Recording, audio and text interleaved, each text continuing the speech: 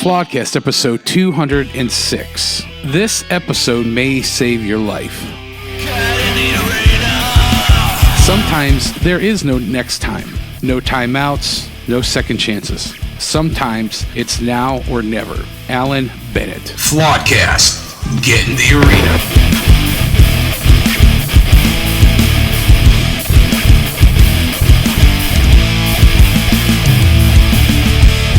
All right. Good morning, good afternoon, good evening, all of our esteemed Flawedcast listeners. I want to welcome and thank everybody back to a brand new episode of Flawedcast. I am going to be riding solo this week. Carl is out of town on a secret mission, and hopefully we will resume to our regularly scheduled shenanigans next episode. But you got me for the next couple minutes here, and just going to get into the shake and howdy and get right into this. So please continue to share. Last episode, we had some pretty positive feedback and some pretty positive numbers for the listeners. So we want to thank everybody and just attribute it to everyone listening who is part of this podcast to continue to share. You can find us anywhere podcasts are. Just search Flawedcast CLE. We're on Apple. We're on Spotify, Breaker.fm, anywhere you can listen to podcasts. Once again, Flawedcast CLE. We are on the video platform Rumble. You can find us there under Flawed Inc.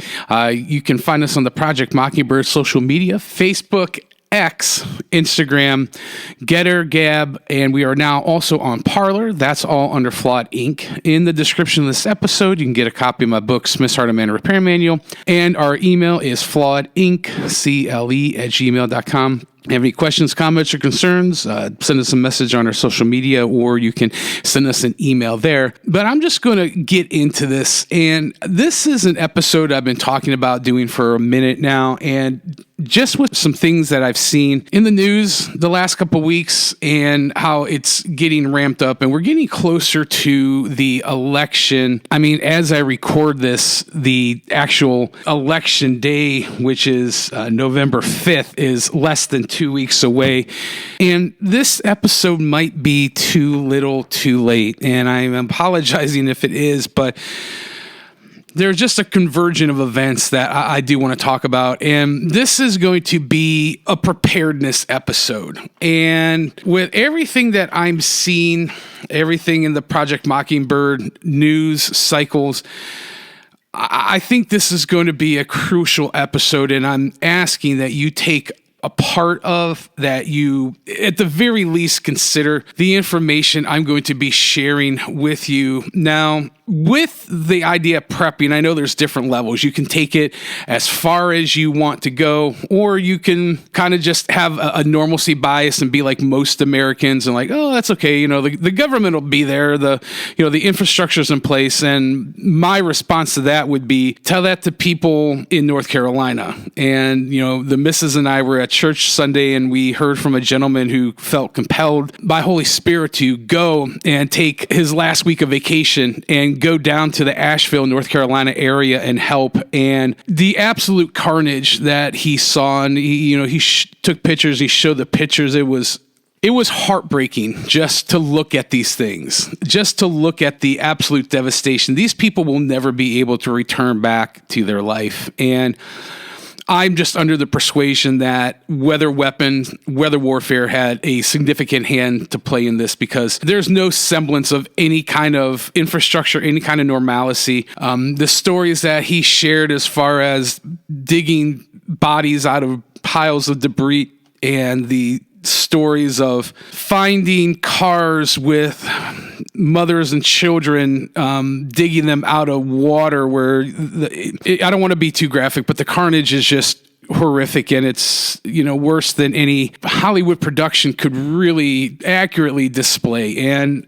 we're at the point now where, once again, less than 2 weeks from the election, I don't really even think it's the election we need to be concerned about. It's the 76 days that follow. And I'm under the persuasion that Trump will be reelected. I think that's the greatest, best hope for the world, frankly. And what I'm concerned about that's going to happen is, I say this with no hyperbole. I am not conflating anything. I'm very concerned about potential martial law, potential civil war, potential World War III environments that are going to be artificially inseminated. And once again, I say that with no hubris.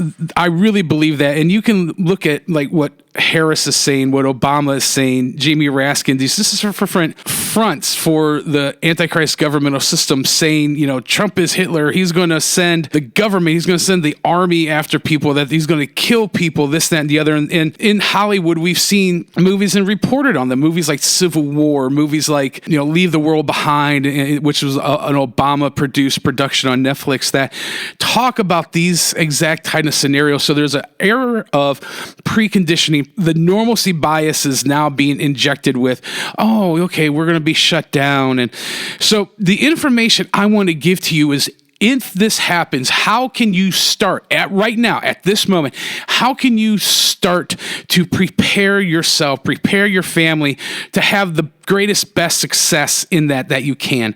And as all things, we want to be as scripturally based and as scripturally foundational as we can. And I do have a couple scriptures that allude to the idea of preparedness and the idea of prepping. And of course, we read Noah was a prepper, and yes, certainly he was. I'm going to share this. This is from Hebrews chapter 11, verse 7 from the Amplified. It says, prompted by faith, Noah being forewarned by God concerning events of which as yet they were no visible sign, took heed and diligently and reverently constructed and prepared an ark for the deliverance of his own family. By this, his family, which relied on God, he passed judgment and sentenced on the world's disbelief, and became an heir and possessor of righteousness, that relation and being right into which God puts the person who has faith. And the important thing to take away is, not only was Noah a prepper, he prepared. Another portion of scripture says he was a preacher of righteousness to his generation. And the thing I want to think about and take away, it says, having been forewarned by God concerning events of which as yet there were no visible sign. Well, I'm here to report to you that there are signs. We are hearing these people in high political positions broadcasting, preconditioning about these martial law civil war events. And I'm telling you, we need to not scoff. We need to not have a normalcy bias, and at least prepare on a whatever level. Once again, that's entirely up to you, whatever your conscience dictates. But we need to take serious what we're going to discuss. Here in 1 Corinthians 16:13, once again from the Amplified, it says, be alert and on your guard. Stand firm in your faith, your conviction, respecting man's relationship to God and divine things, keeping the trust and holy fervor born of faith and part of it. Act like men, be courageous, and grow in strength. We need to be alert. We need to be on our guard, and we need to stand firm in our faith. And we need to act like men. We need to be in a place where we are acting courageous and alert. And I'm just setting that precedence, because I'm going to get into a lot of things here that are easily found. And just Google, as I do like to show proof, and as I do like to verify things as factually as I can anyway, when I'm talking about evidence of a potential martial law, potential civil war, a potential lockdown by our government, because I believe this Antichrist system is losing in a large regard. There's still so many people who are just at that lowest common denominator level, and as difficult as it might be, we still need to be an example of consistency and Christ-likeness to them, and try to wake them up. But there is a document, and it's DoD document number 5240.0, and it's a DoD directive. It's basically about these conditions that are allowing governmental systems in order to act on its citizens in a way that is not becoming of a government. At least banana republics, third world countries behave in such a manner. But now we are seeing that because the threat, the possibility of the current governmental structure really losing its grasp, they're now going to these extreme levels. And this is a fascinating document. It's 22 pages long. The exact title is The DoD Intelligence and Intelligence-Related Activities and Defense Intelligence Component Assistance to Law Enforcement Agencies and Other Civil Authorities. And pages 12, 13, and 14 deal specifically in what I'm going to share with you, but I just want to read one paragraph, just one section here, and if you're interested, go and read. Go and find out what I'm talking about here. But I'm going to be reading from page 13, and it's paragraph C on page 13. And this is what it says.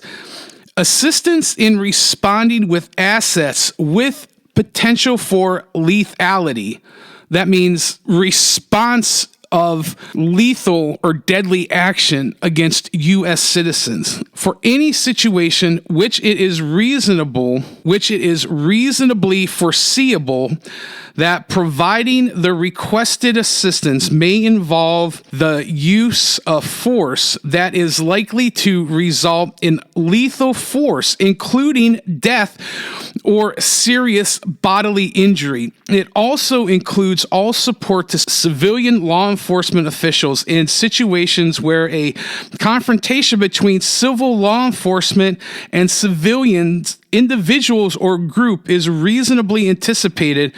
Such use of force must be in accordance with DoD 5210.56, potentially as further restricted based on the specifics of the requested support. So just in that one paragraph alone, what they're saying is when these conditions are released, when and hopefully if the Civil War, this martial law scenario happens, what they're saying is that the Department of Defense is authorizing its members to aid in local law enforcement, to aid in civilian, or to aid in local authorities in the use of lethal force against U.S. citizen, or at least the potential of causing serious bodily harm.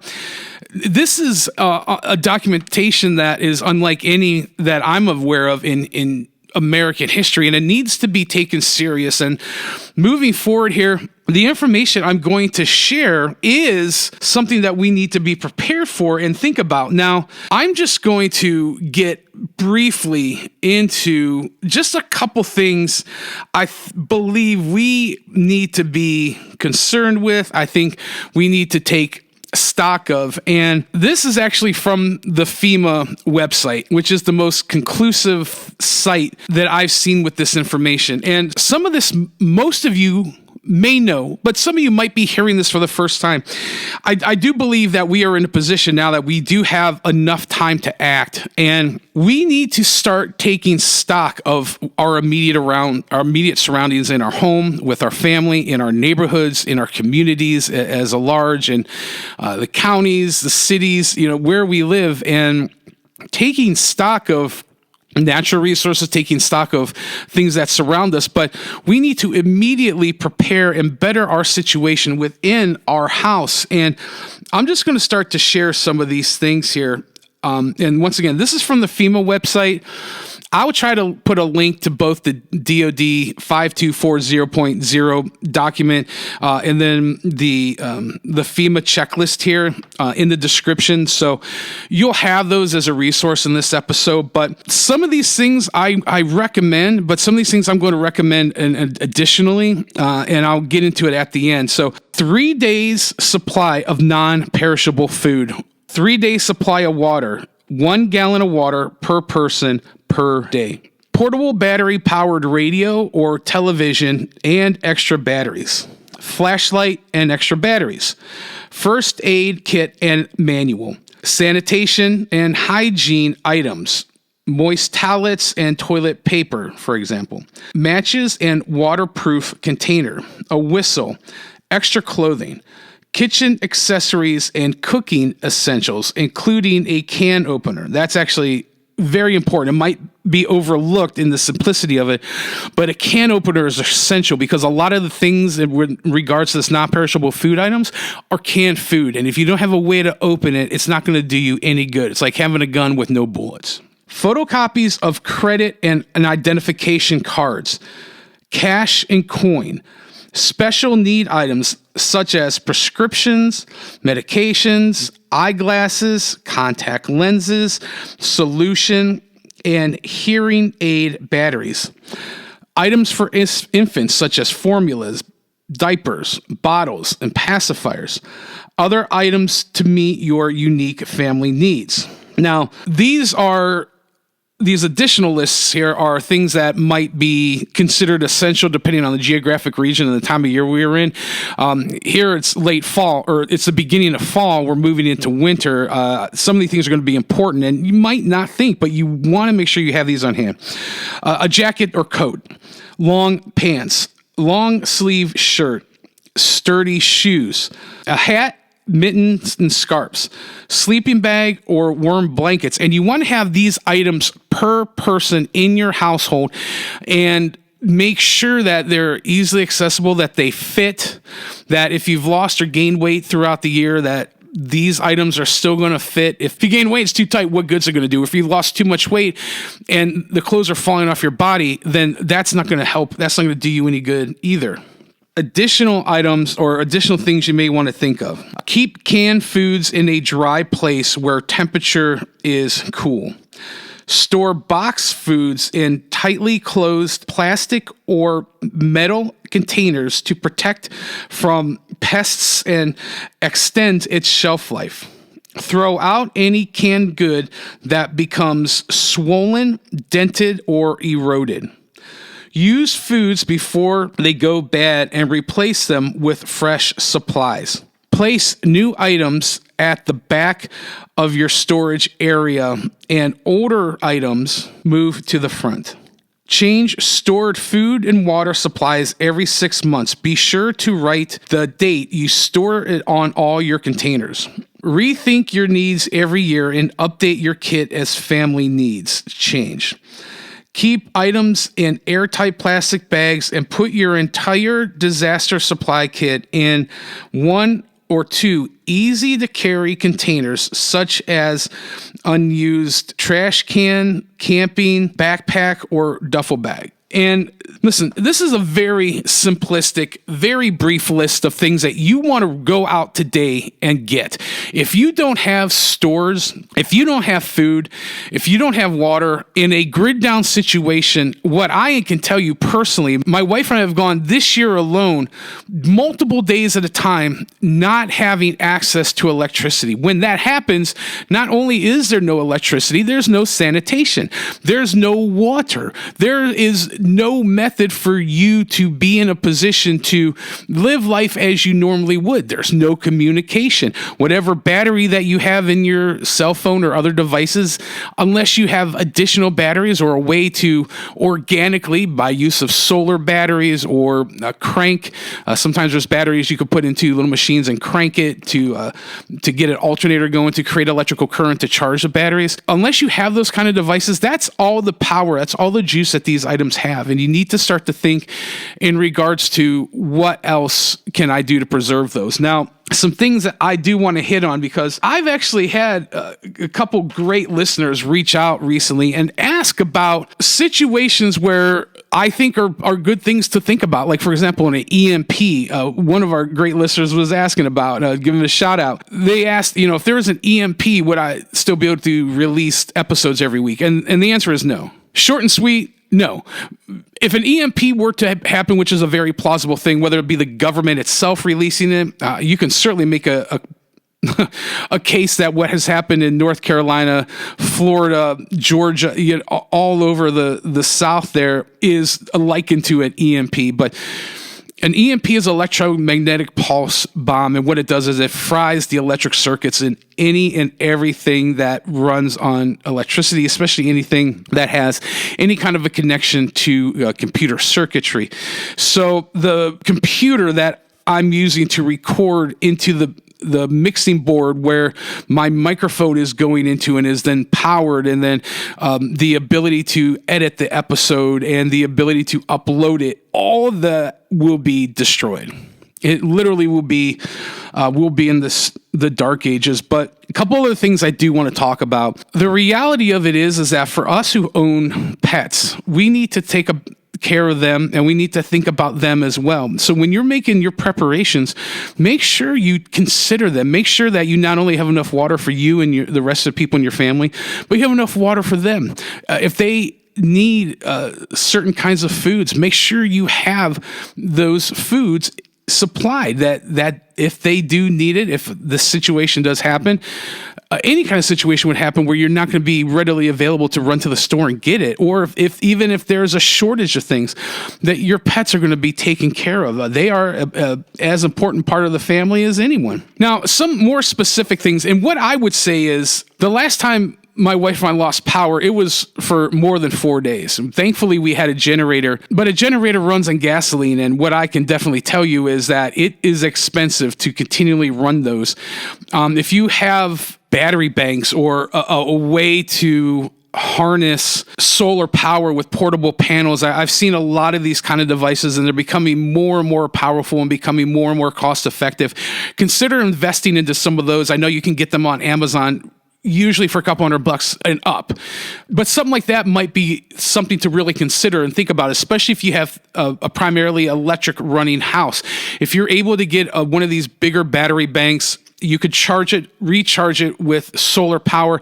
That's a great alternative. And you would be able to hopefully run things like refrigerator, freezer, charge phones, ways of communication, things like that you would really want to be able to utilize. And in addition to that, as the missus and I, we have a basement. So one of the things that we've learned is that in order to maintain a dry basement, you have to have your sub pump on a consistent flow of electricity. So if it were to be triggered, it would be able to pump that out. Having had our basement flooded, we've had more than 4 inches of water in the basement this year. When the power went out the first time for 3 days, we learned a very hard lesson, and that's something else to think about. The kind of house you have. If you have a 1-story ranch on a slab, that's not a concern. But like a house like ours, where you have a basement that is utilized as a very heavily trafficked area in your home, you want to make sure that you are doing what you need to do in a grid down scenario to avoid flooding, and to avoid not just the flooding, but the risk of germs, the risk of illnesses, and the risk of sickness. You want to make sure that you are as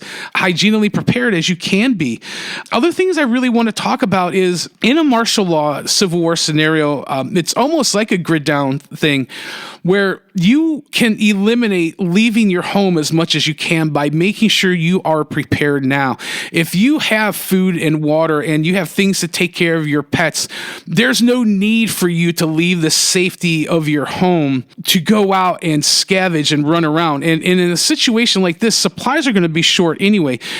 We had a crisis averted last couple weeks where the dockman unions were going to strike because they haven't had a raise in so many years. But if those kind of assets were to be frozen, just in a peacetime scenario, 1 to 2 days away in most households from becoming completely starved, from not having any kind of resources or assets, we really want to begin to think about these things.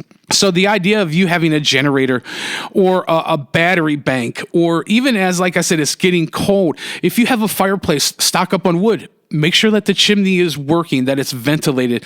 If you have any kind of way to have heat in your home, buying candles, clay pots. There's different videos on YouTube right now. You can watch them, how to create a really effective way to heat a small size room using a clay pot and a couple tea candles. And even with that, you would have the ability to cook, to prepare food, even potentially purify water. Another thing you want to think of is water purification. If we have a grid down scenario and you would have to go to potentially a local stream or a local public water source, you can't just drink that water. You have to make sure it's potable. You have to make sure that it is safe to drink. So you would need to learn how to purify that and have things on hand in order to do that. I believe even common household bleach, 8 drops of bleach per 1 gallon of water will purify and kill things like Giardia and different things that you're not able to see that are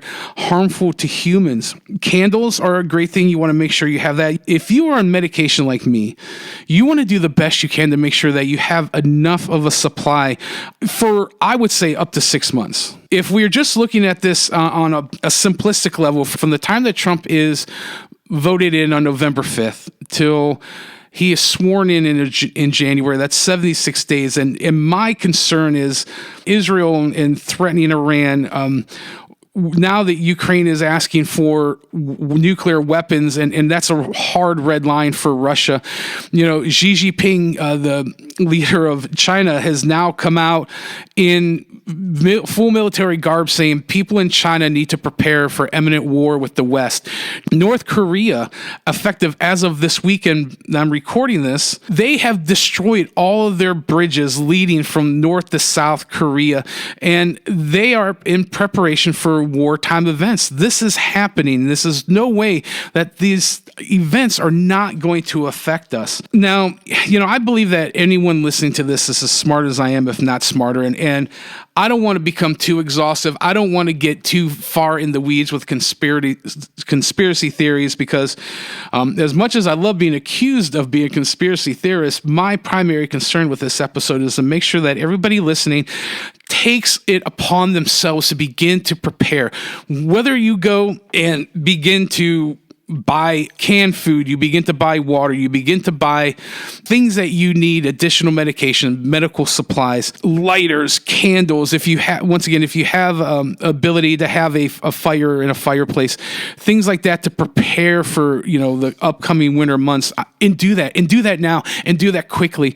And my encouragement is that we need to begin to prepare to think about what is going to happen. And I hope the worst case scenario doesn't, but it's better to be prepared and not need all these things than to need all these things and not have it. And the last thing I do want to touch about is security. And I don't want to provoke any violence. I'm not encouraging violence. I personally believe that what's going to happen to this 76 days is that the Antichrist governmental system is going to begin to have touch-off events that are going to put us in a position that, yeah, this is how we begin martial law. This is how we begin a civil war. And whether they're blowing up schools, blowing up churches, blowing up synagogues, accusing people who are Trump supporters or you know, accusing Republicans or conservatives, which we all understand is a farce, but there are so many people that are so conditioned to not use critical thinking ability, and they're just force-fed whatever the TV, whatever the radio, whatever the video on TikTok is telling them, that they're going to believe that, and these conditions are already ripe. And one thing I heard from Dr. Naomi Wolf that was being interviewed on InfoWars is that, and I'm speaking this hopefully, it's even really hard for me to even say this, but you know, when Trump wins, there's a mass majority of our countrymen who believe, because of the conditions in our country, because of the Project Mockingbird lying media, that Trump is literally Hitler and is literally going to kill people and is literally going to take their political opponents and crucify them. They literally believe this, and the Trump derangement syndrome is real. They're going to literally suffer under the delusion that their life is at threat and that they are going to be put in a position where they have to defend themselves. So my caution, my suggestion is, if you have weapons training, be judicious in what and how you use them. I believe that the Second Amendment is for everyone, but I also believe that owning a gun is like having a child. Anyone can do it, but not everyone should. If you have a weapon, if you have a gun, make sure you are properly trained. Make sure you understand how to operate it. Make sure everything is cleared. Make sure that you know how to properly charge and discharge the weapon, and do what your conscience tells you to do. I would not engage in any offensive acts, because I believe that even something common like you having food and you being prepared, and neighbors who weren't, aren't coming to take your things, and you defending yourself and your family could be misconstrued and turned around in this volatile climate of misinformation. So that being said, if you don't have a weapon, that's fine. You need to prepare yourself to defend yourself in any way, shape, or form that you can. If that even just having a baseball bat, having, I don't know, a whistle that when you feel threatened, just to start to blow, and hopefully it will bring attention to the situation and defuse it. I don't know. You have to obey your conscience. I know people who are pacifists, and they will refuse to defend themselves and refuse to take up any kind of arms. And that's you. That's on your conscience. I don't work under that persuasion, but we need to be judicious, and we need to be self-controlled in regards to that and use common sense. But I will say that we're not a doormat. We're not commanded scripturally to be a doormat. And that my great concern is that in the times that are coming, that we might have to defend ourselves. We might have to defend our family. And when we're talking about a civil war, that's obviously a whole different thing than martial law, but look into both scenarios historically and tell me that the conditions for either aren't ripe. And I'm just going to leave it there. I just want to pray out, and hopefully something I said was able to elicit a response that you will begin to very heavily heartedly think about these things and prepare. So Lord, just ask that you just speak to people's heart. I ask for peace over this nation. I ask that your wisdom, that your peace, that your revelation of the lordship of your son Jesus will reign in the hearts of all men and women. And I ask for this upcoming election that you would put the person in place that you want there. I ask that you would just convict your people to be loving, to be kind, to act in the manner that you have commanded us to, Jesus. But I also ask that you give them the intestinal fortitude and the grit to act in that same manner. I ask right now, Lord, that you would just speak to your people's hearts, protect them, Lord, that your word says you've never seen the righteous hungry or his children begging for bread. And I ask that, and I know you will continue to provide for all of our needs. And I just bless you in Jesus' name. Amen. So a lot of information, very quick. It was like a hit and run, but go back and listen to this, share this with people, because we need to seriously consider what this is, where the times we are at, and the severity of the consequences moving forward, the things that are going to be propelled on us. That being said, please continue to share. We're anywhere you can find podcasts. Just search out Flawedcast, CLE, Apple, Spotify, Breaker, Anchor.fm. You can find us on the video platform Rumble. That's under Flawed Inc. We're on X, Facebook, Gab, Getter, and Parler, all under Flawed Inc. In the description box, there will be a link to copy my books, Miss Hardeman Repair Manual, or I will also put that DoD 502 4.0 link and, well, the FEMA survival guidelines there that you can look at as a more exhaustive resource. But stay safe, stay prayed up, which is the most important thing that we can do, and follow the great commandment: love your neighbor as you were to love yourself.